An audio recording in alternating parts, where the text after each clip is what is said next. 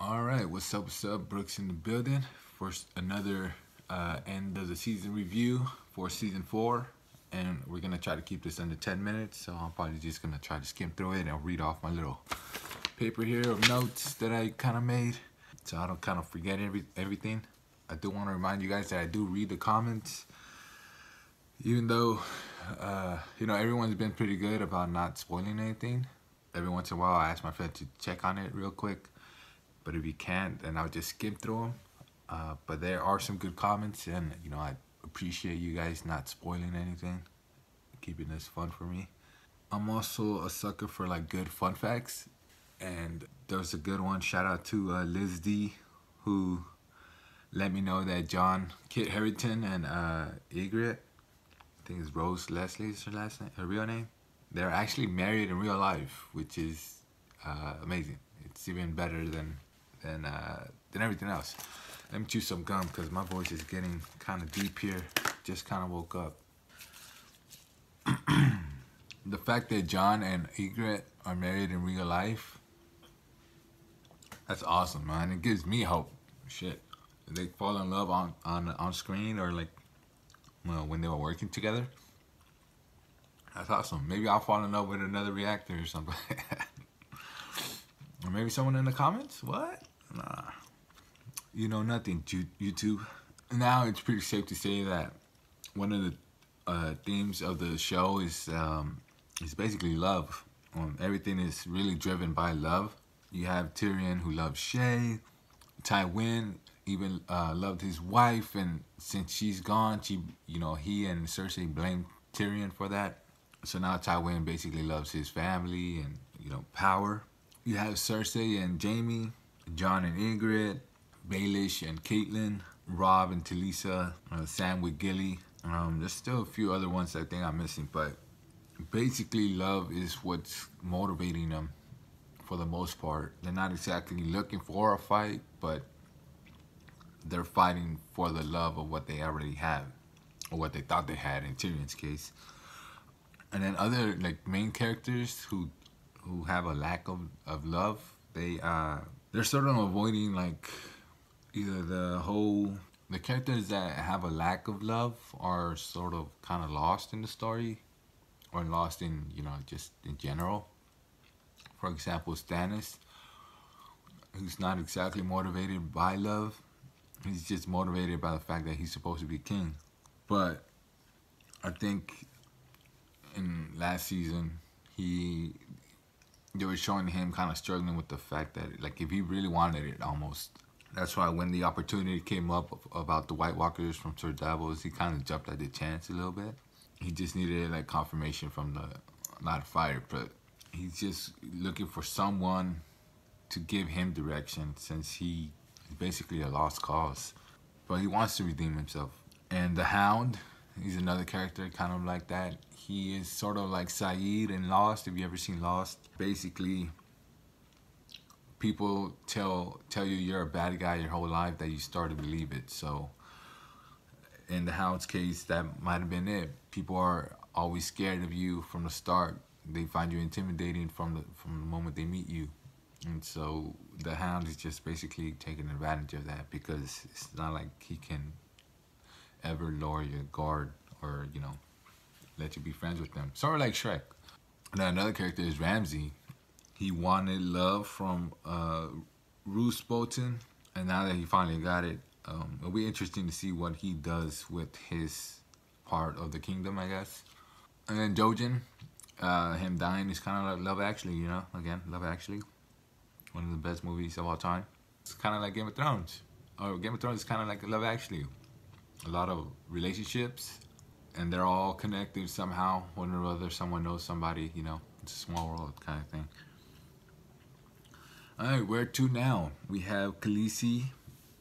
Obviously, she has to gain control over dragons because they're going rogue a little bit, and she has to find a way to control the people that she's freed, and give them some infrastructure before she can move on and try to conquer, the rest of the world. Maybe someone's gonna steal the other dragon. I think it's Drogo. Maybe someone is gonna find a way to control him, and she's gonna try to get him to teach her and see what happens there.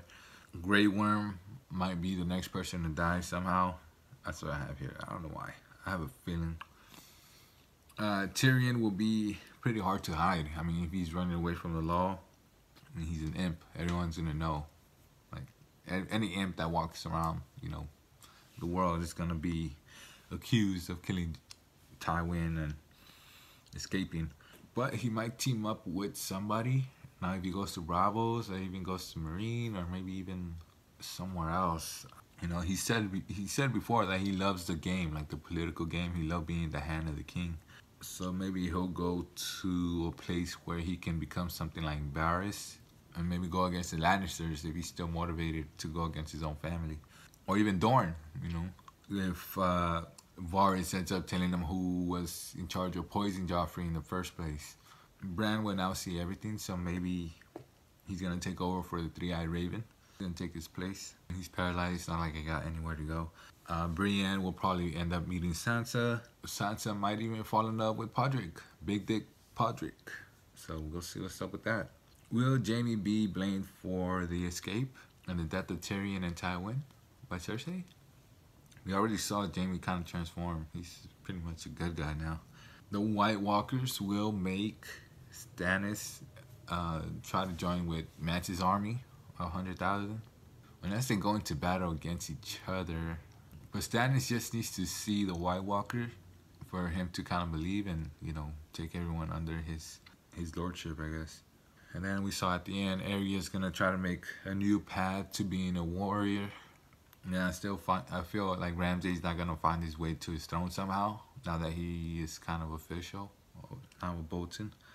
I think there was something in the history of lore. I forgot. I couldn't find it, but one of the kings, or there was a bastard who was going to be a king or something like that. So it's kind of the same situation with Ramsay. And that's basically all of my predictions. Overall, good season. Season 4 is definitely the best season of the series so far. It's season 4, then 1, then 3, then 2. Have them in that order. There were a lot of scenes that made me forget about Joffrey's death. I forgot it was this season. So, but I'm glad he's gone. I mean, the show maybe just got better because, you know, he's gone. I honestly got tired of his shit already. So I'm glad they got rid of him. The Thans were crazy.